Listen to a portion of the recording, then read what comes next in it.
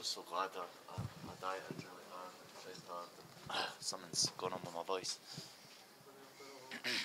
But yeah, I'm just so glad that, you know, it's like everything happened for a reason.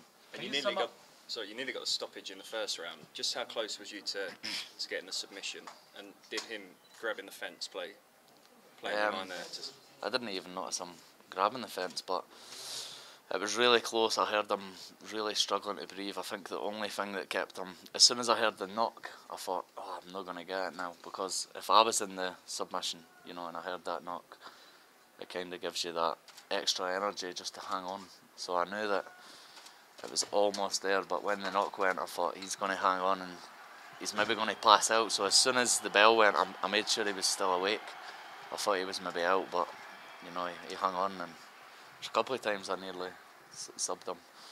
For him being a submission specialist, I felt like my grappling was pretty much on point and controlled him and kind of never gave him a chance to get my legs what he was good at. You know, the last few weeks we were obviously practicing for him not to get on the legs, but 15 days you've not got much preparation.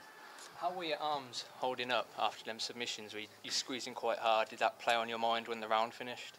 A little bit. I was kind of thinking, oh, my arms are a little bit heavy now, but I knew that, you know, squeezing, it would burn my arms a bit, but it was also really affecting his breathing. So I looked over at the end of the first round, you know, he was really struggling to catch his breath, so it was tiring him out as well as it was tiring, you know, my arms out. But and what's the first thought that came into your mind when you secured the stoppage? I don't know, it was just surreal. Just couldn't believe it, the fact that, you know, that's it, 1-0 in the UFC, and the journey continues, and yeah, it's just unbelievable. So is the next stop for the journey to get onto the Glasgow card? That's it. I've no injuries. I can't even remember getting hit actually, but I probably did. But you know, I feel absolutely fine. I've got a little bit of sore throat last night. I sort of realised there was something going on with my throat. I don't know if it's my ears but I feel I'm sounding off a beard, and I was a bit worried that something was going to happen. I was going to have to pull out the fight, but I've just had a bit of a sore throat yesterday and today. But apart from that, I've no injuries at all, and I'm sure there's thousands of Scotland fans wanting me on that card. What would it mean for you to obviously fight on the very first UFC event in Glasgow to you personally? Just like a dream come true, really. You know, I've just fought in the first ever Poland card as well, and it's just, you know, I've made.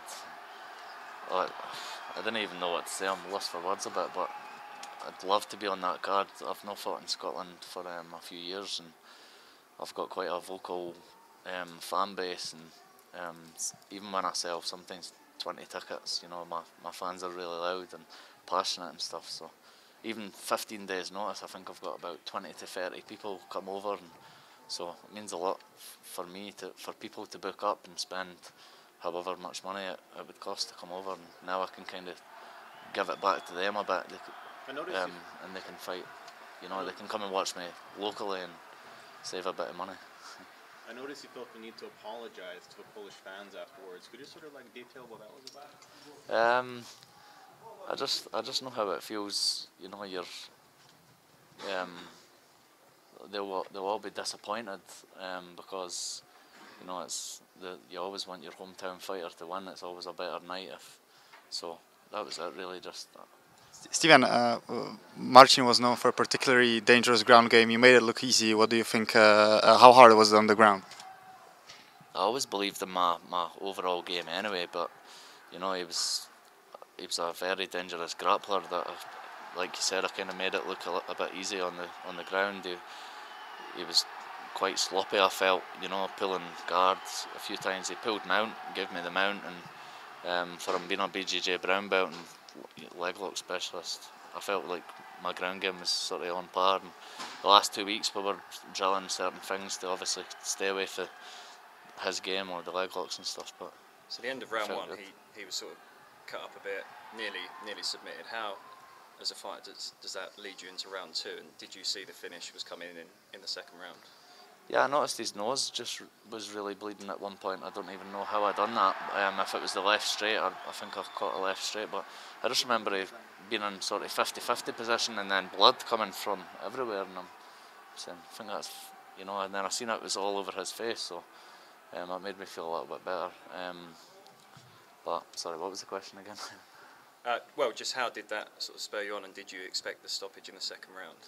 Well, yeah, when I was on top of him, I heard the referee saying, you know, you're going to have to protect yourself to him a few times, and I'm throwing bombs trying to put him out, and there was a good 10 really hard shots, and he wasn't defending himself. And I remember looking at the ref at one point saying, you know, you've told him to defend himself, and yeah, and then I knew the stoppage was going to happen.